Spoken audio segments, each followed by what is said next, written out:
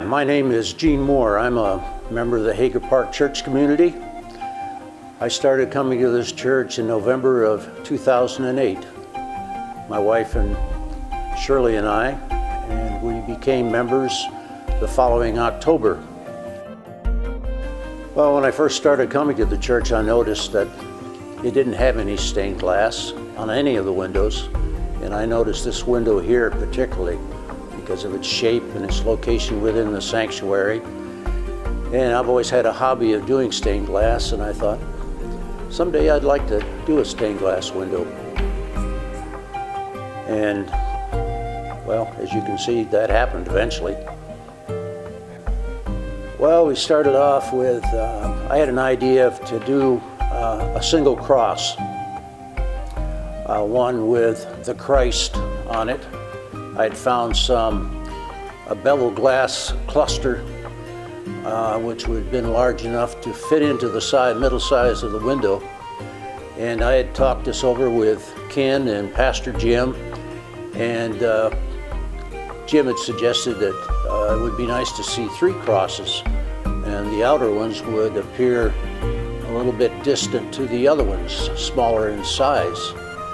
I'd also seen a cross with flames around it, so we introduced that to the overall project as the Holy Spirit, and this became the final design with the sunbeams coming across it. Making this starts out with nothing more than a sketch on a standard piece of paper, and you go from there and you put this on artist cardboard to full size and make the design. I'm not a very good hand artist, more geometric, so everything was drawn on by straight edges except for the flames.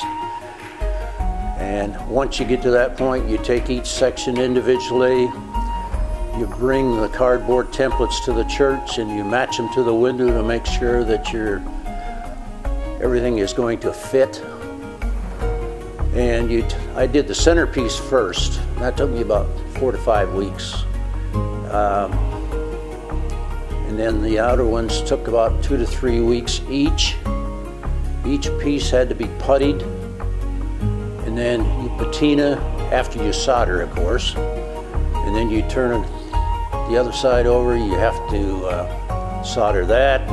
Then you have to reinforce it. Because of its size, it needs a lot of reinforcement on the back, otherwise it would bend and break. So once that was done, you put the attaching brackets on it. I built a box to bring it from my home to the church, and then with the help of a lot of good people here in the community church, we installed it the day before Easter. I think before you start any project, there's always a fear of failure. And that was the case here as well.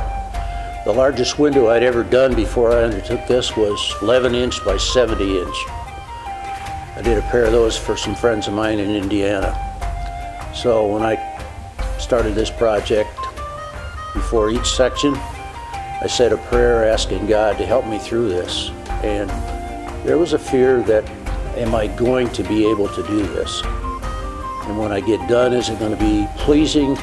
Is it going to feel like it belongs here? Well, it's odd that you ask that because I never counted them before you asked. The center section has 117, and the left section I think has 84, and in total there's 276.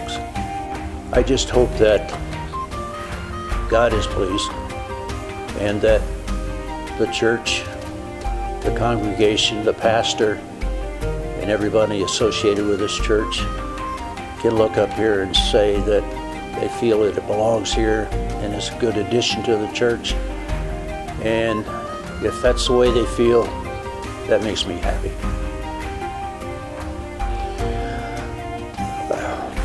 It represents to me something that I found here at Hager Park.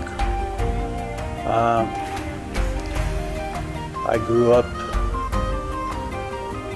going to a church, and I've always known what the Bible said, and I always believed there was a Christ, a God. But only since coming to Hager Park have I really realized the true extent of that and found what I think is more than just religion, but faith.